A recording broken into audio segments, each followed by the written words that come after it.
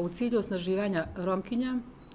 i Egipćanki i informisanje muškaraca Roma u borbi protiv diskriminacije i nasilja nad ženama,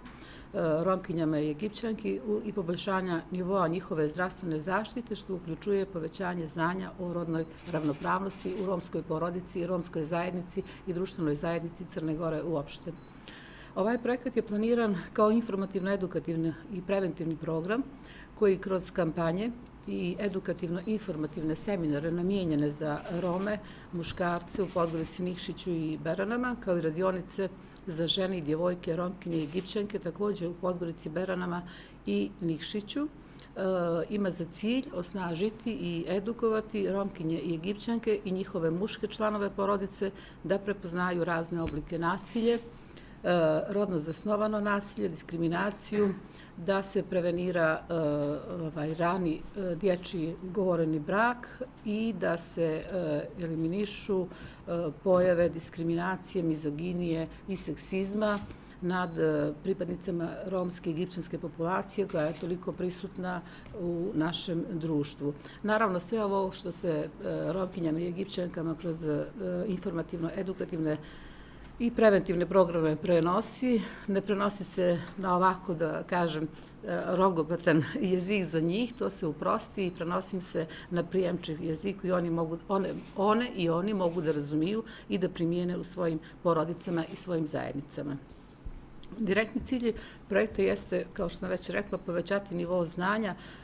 Roma, odnosno Romkinja, u cilju suzbijanja i ukidanja svih oblika diskriminacije u porodici, društvu i romskim zajednicama u Crnoj Gori i u oblasti zaštite od nasilja u porodici, nasilja uopšte, kao i prevencija prinudnih ugovorenih dječjih brakova i njihovo suzbijanje, zatim zdravstvena zaštita i upoznavanje sa osnovnim principima rodne ravnopravnosti, čije blagodeti bi trebali da koriste sve žene u društvu, pa naravno i Romkinje i Egipćanke u svojim porodicama, u svojim zajednicama i u svom okruženju uopšte. Indirektni ciljevi ovog projekta jesu edukovati i informisati žene i djevojke Romkinje u romskim zajednicama. Što se tiče Podgorica, to je Konik kamp 1, do zatvaranja bio je i Konik kamp 2, zatim naselje Talum Berane, naselje Trebjesa Nikšić,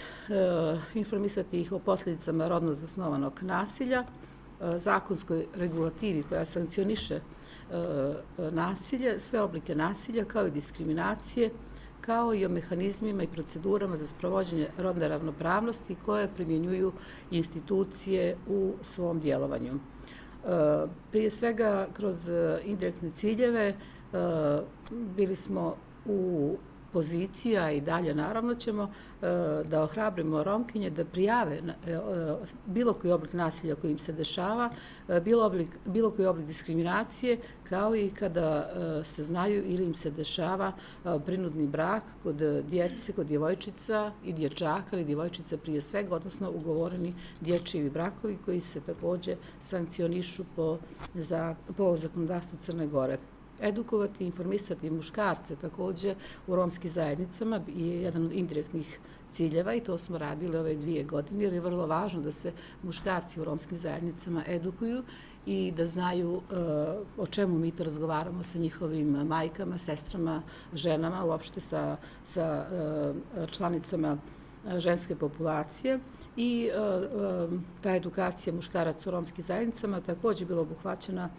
do sada, a i iduće godine će biti u Podgorici, kako rekao, kamp Konik 1,